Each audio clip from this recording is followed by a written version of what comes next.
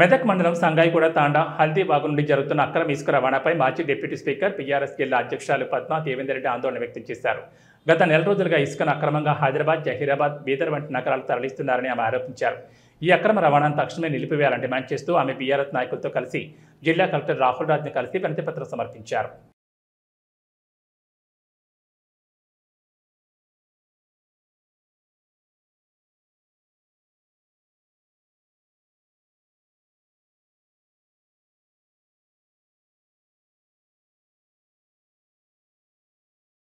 టిప్పర్లు వెళ్తా ఉన్నాయి. ఇటాచి సాయంతో చాలా టిప్పర్లు కూడా హైదరాబాద్ తరలిస్తా ఉన్నారు. మరి అక్కడ ఏం అక్రమ కట్టడాలు అవుతున్నాయి, ఏం కట్టడాలు అవుతున్నాయి కానీ చాలా ఇబ్బంది ఉంది. ఇక్కడ పోతుంది మాకు నైట్ ఈవినింగ్ చాలా ఊళ్ళకి ఫోన్లు వస్తుంటాయి. చాలా ఇబ్బందికరమైన పరిస్థితుల్లో ఇసుక మొత్తం పోతుంది, తరలిపోతున్నది అని చెప్పి ఫోన్ వస్తే ఆపరామని పోతే భయభ్రాంతులకు గురి చేస్తున్నారు, బెదిరిస్తున్నారు, ఇబ్బందిగా ఉందని చెప్పేసి వస్తుందండి. ఇట్లా మెదక్ పట్టణంలో ఇదివరకు గత 20 సంవత్సరాలు 15 ఏళ్ల నుండి అయితే మేము లైవ్ లో ఉన్నాం కానీ ఎప్పుడు కూడా ఇంత ఇసుక తరలింపేది జరగలేదు. ఏదైనా వర్క్స్ కోసం ఏదైనా వర్క్స్ శాంక్షన్ అయితే వాటి కోసం పర్మిషన్ వస్తుంటే ఇండ్ల కోసం పర్మిషన్లు ఇచ్చిండు తప్ప ఇంత అక్రమంగా ఇసుకైతే ఎప్పుడు పోలేదండి. చాలా ఇబ్బంది ఉంది. ఇటాచీలకి అది టిప్పర్లే పోతున్నాయి రోజు. ఇప్పుడు ఒక టిప్పర్ అది తూప్రం దాటితో లేదు, దాని వీడియో ఉంటుంది, అది ఎక్కడ పోతాయేమో అని అనుకునే వాళ్ళం కానీ రాత్రి మొదలు కొడుతున్నాం.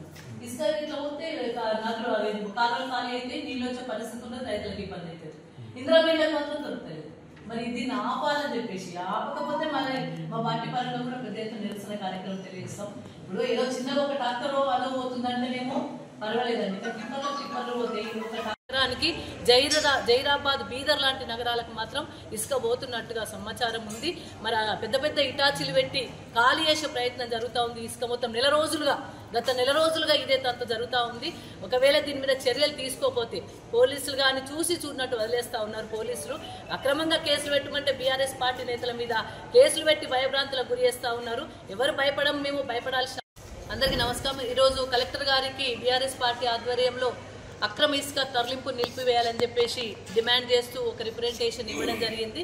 మరి మెదక్ నియోజకవర్గానికి సంబంధించి ఏదైతే జానకంపల్లి లాంటి ప్రాంతాల నుండి కావచ్చు, మిగతా ఇతర ప్రాంతాల నుండి ఇటాచీల సహాయంతో పెద్ద ఎత్తున టిప్పర్లతోని హైదరాబాద్ నగరానికి, జహీరాబాద్, బీదర్ లాంటి నగరాలకు ఇసుక తరలింపు జరుగుతూ ఉంది.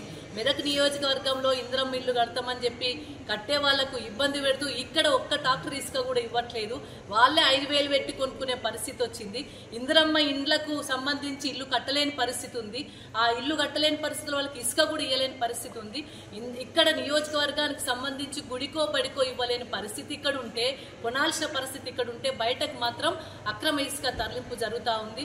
అధికార పార్టీ అండదండలతో ఇక్కడ ఉన్న నాయకులందరూ కూడా మరి అక్కడ ఇసుక